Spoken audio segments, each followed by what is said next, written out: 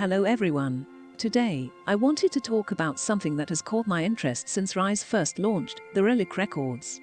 The Relic Records are little collectible Easter eggs found throughout the maps of Monster Hunter Rise, taking the form of a sword with a short message attached to it. Collecting all of the records from each of the maps forms a complete story. Many people chalk these up to fun Easter egg left by the devs. However, carefully looking at the details of the record, it seems that base Rise held hints as to what to expect to see in the title updates, similar to how the mural in the training room told us we were specifically getting Apex Rathalos, Diablos, and Zinogre in the updates. Title Update 3 brought many people's favorite part of Rise, Crimson Clove Allstrax, to the game. Interestingly, the quest description for Crimson Clove Allstrax makes a reference to ancient texts, most likely talking about the Sandy Plains record, as it directly mentions the Crimson Glow. Without going into great detail about this record, it tells the full story as of an old hunter who tried to return to his old village, but finds that the terrain is completely different than what he remembers. After stumbling on a path that leads underground, the hunter finds the remains of his village with a note in his house that says, "The Crimson Glow is upon us," forcing them to evacuate. Since the Crimson Glow is related to an event that this village was familiar with, as they knew to evacuate before it happened, and it completely destroyed the village and terraformed the area to the point that the map was completely different from what the hunter saw in front of him. We knew at the very least it was referring to an Elder Dragon, as they have this effect when they migrate. The specific Elder Dragon can be pinpointed through the Crimson Glow detail, as in Volstrax's debut title. Whenever Volstrax was in the area, a ball of red or crimson energy could be seen from the sky. With this hidden message in the Sandy Plains Relic record, were there any other records that held hints to monsters? Before any of the title updated, many people were surprised at the lack of Elder Dragons in Rise. At that point, the only Elders in the game were Ibushi and Nawa, with Ibushi only available to fight in a rampage. Not only did the Relic records hint to other Elder Dragons in Rise, but it also explains why they were missing until the title updates. The opening statement of the Shrine Ruins record mentions a cycle in which clean water brings rich soil which sprouts new life, or food, with the last part mentioning that prayer brings water. This sentiment is continued in the next message where it is said, "This land was home to many a god." Given the time period, it is very reasonable to assume that these gods are Elder Dragons, as their power to this type of unindustrialized civilization would make them appear like deities. In addition, the cycle of bringing new life is something heavily associated with elders. As for which elders were viewed as gods to this civilization, the Rampage record gives us the answer to that. The opening line of that record states, "The pure winds chased out evil, and the calm flames illuminated our path." Later on in this passage, it mentions that the people begged fearsome gales, "Be still," and the priestesses prayed sacred flames, "Guide us in our time of need."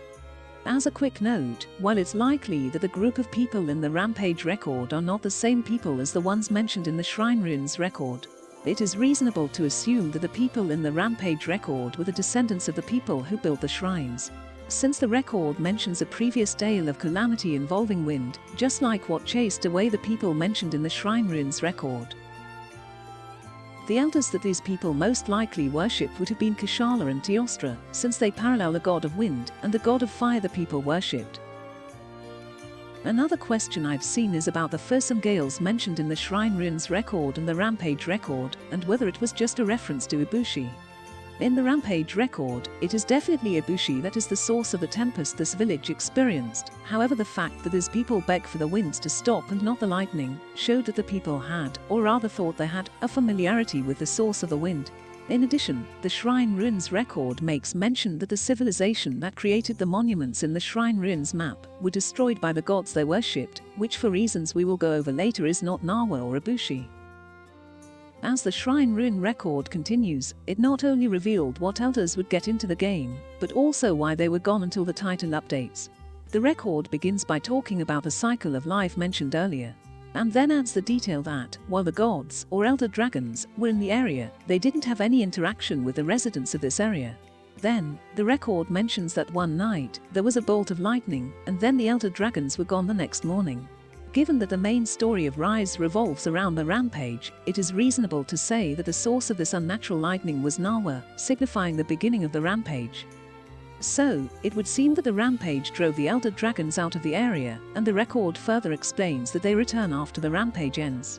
It brings out that at first, the people waited for the elder dragons to return, erecting many a shrine to venerate the departed gods. However, a very long time passed before the elders came back, resulting in the people becoming arrogant and thankless, letting the shrines and monuments they built to fall into disarray.